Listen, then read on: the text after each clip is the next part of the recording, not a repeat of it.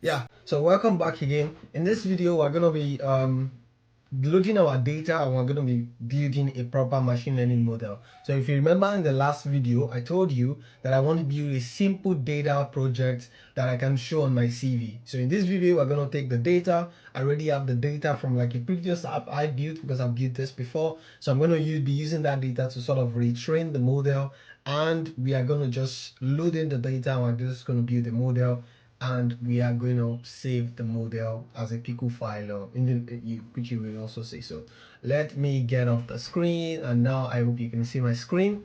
Now this is VS Code that I'm using, Visual Studio Code. You can decide to use maybe like Jupyter. This is like the Jupyter notebook in Visual Studio Code. You can decide to use like any editor you feel like, Python, whatever. You can also just use like your Jupyter notebook in like a browser, depending on whatever you feel like. So one of the basic things we want to first of all do is one of us for import libraries. At this point, I will want to say that I already pre-installed all of the libraries that I'm going to be using, and I already have this. You see this somewhere in the corner here. If you follow my cursor, YouTube. So this is like a what's it called, a Python environment that I created, and I call it YouTube. I'm gonna put like in the description a link where you can learn about Python environments and how to create one. But ideally, I always recommend that people should create environment for every project they build. Why? Because you don't have to be managing Python versions from one project to the other, library versions. It's possible, for example, you want to use pandas 4.58, for example, in one project, but you need pandas 4.12 in another project.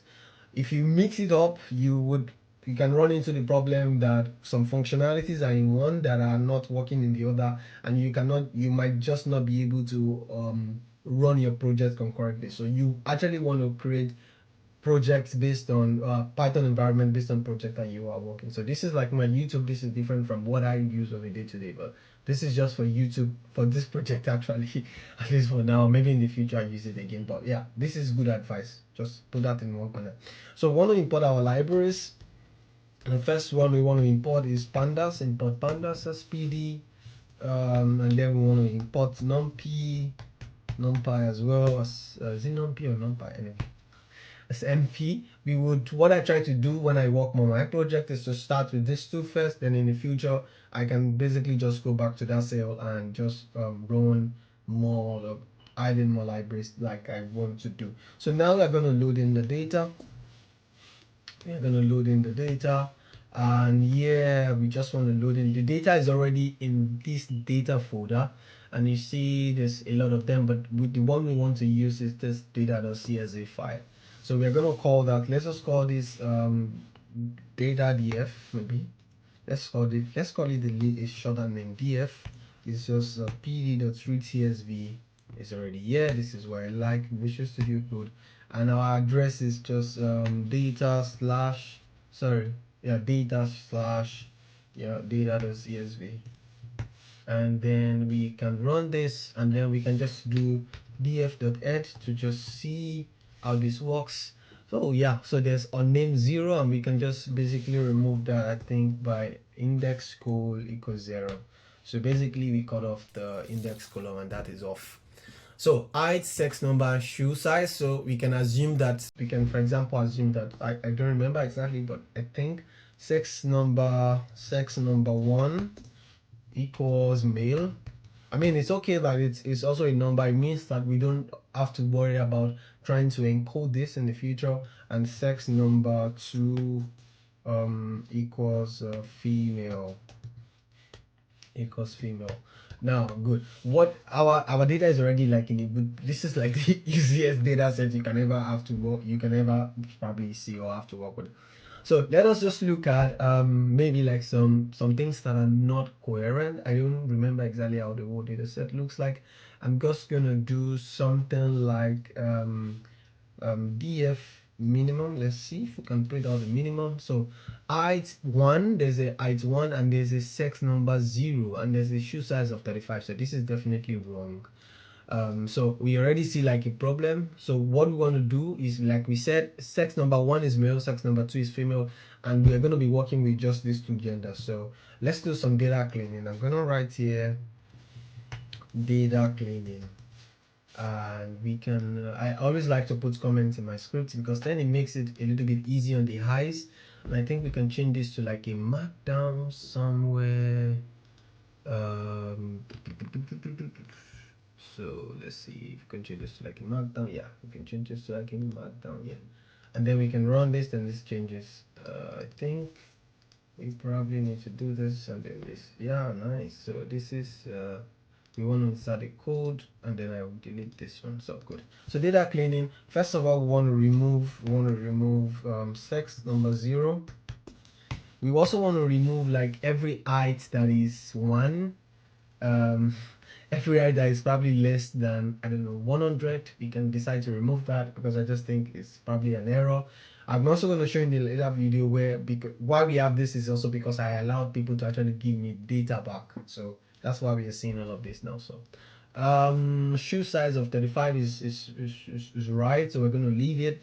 But yeah, let's remove sex number 0 and all heights less than 100. All heights less than 100. And we can simply do that by just writing this. So we take for sex number less than equals 0, then df, we want to remove this. So df, this is supposed to be 0, so this is what we want to do. This is what we want to filter out, and we can just basically do this. So for every sex number that is not 0, we're just going to filter that out, and we're going to save our df to actually be equals to that. And with this, we've been able to remove every sex number that is not 0, and then we also want to remove df for every height that is less than 100. I'm not sure if the 100 I guess right, but anyways, this is just a test. It's not something serious, so I don't mind. So this is strictly less than 100. So if you're 100, you're good. If you're not up to 100, you are not so good. So we want to do everything greater than 100. Yes. So if you're less than 100, you're not going to be in our data set any longer. If you're over 100, you're going to be in our data set. So this is strictly less than 100, and we run this. And now if we check our minimum again, you see now our minimum is now 140. Sex number is 1, and then shoe size is 35. So we are good to go. So that being said, now our data is clean. We don't have to do much in this data set. Let's just check the shape of our data set and see how much we have. So we have 168 data points. Not bad. 3 columns, of course, because we have the height, the sex number, and the shoe size. And then what we want to do next is just to build a simple model. So let's do model development. And can put a comment here for those who don't know. Check data shape. Okay, model development, and then we are going to have model development. What do we want to do with model development? We want to build a simple, maybe tree or linear regression. You can decide to build whatever, and because we need that, we're going to import a new library. So let us import a new library. Import scikit-learn.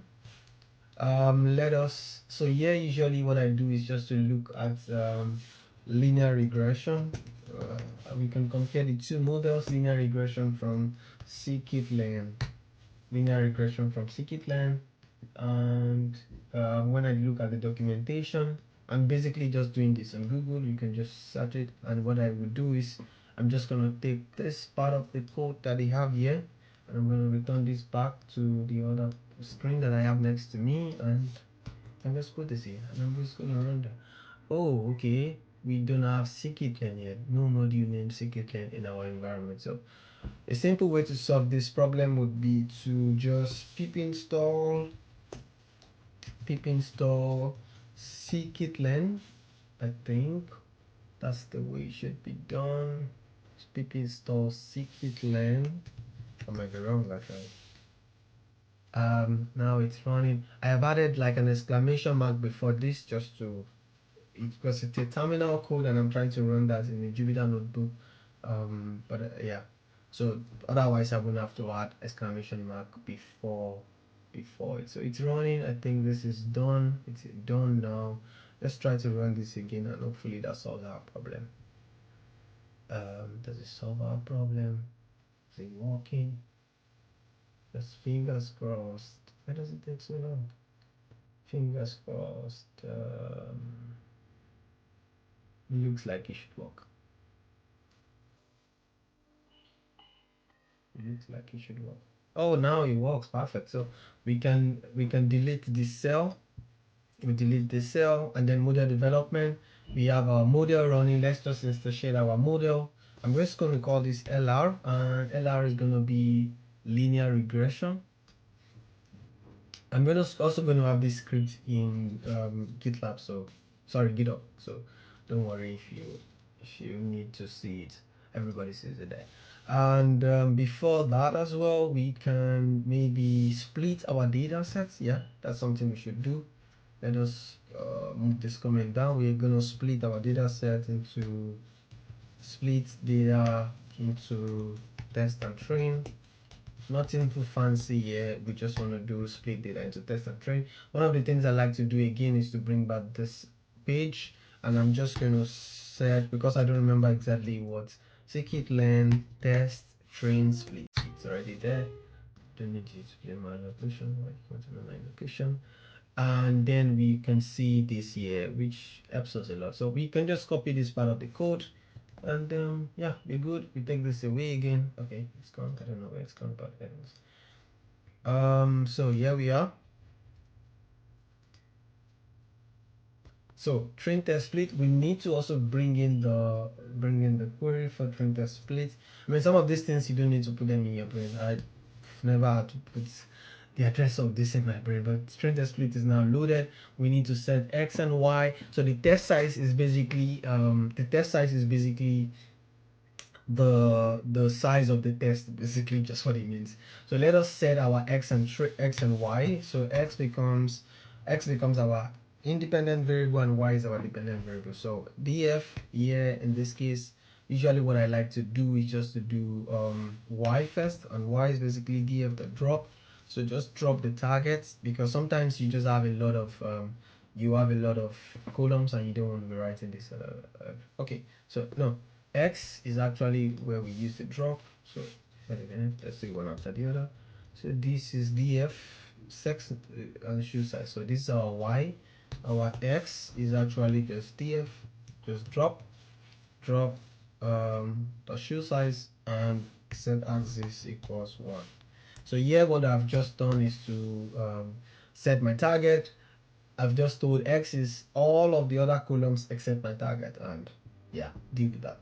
And so random set for the two, I'm fine with that. I've set my x and my y, x train, x test now, and then we're going to just use this to actually build our model.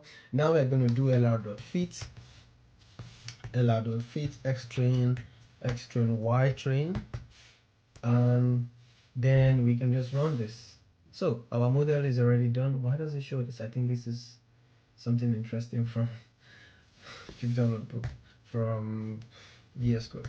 So lr.predicts, we can then use predict to actually check y x test. So this is exactly how our model is going to run in the future. So with x test, it predicts all of this. You see that it's also decimal numbers. We can deal with that in the future. Basically, round up the numbers or round down the numbers with floor or ceiling functions, depending on whatever we want to do. But this is something we will worry about later. So we can also maybe compare a second model if we want to, which is going to be the same thing. So here I'm just going to take sklearn trees, or maybe like let's do random forest. We need random forest regressor. I'm just trying to Google this. Yeah, in a second. So let's just do random forest regressor, and we just need this. random forest regressor. We first of all need to import that class, and now it's running to import. Everything is in the same scikit library that we installed the other time, so nothing to worry about. Maybe what we should do here instead of predict is to do check accuracy actually, so that we can compare.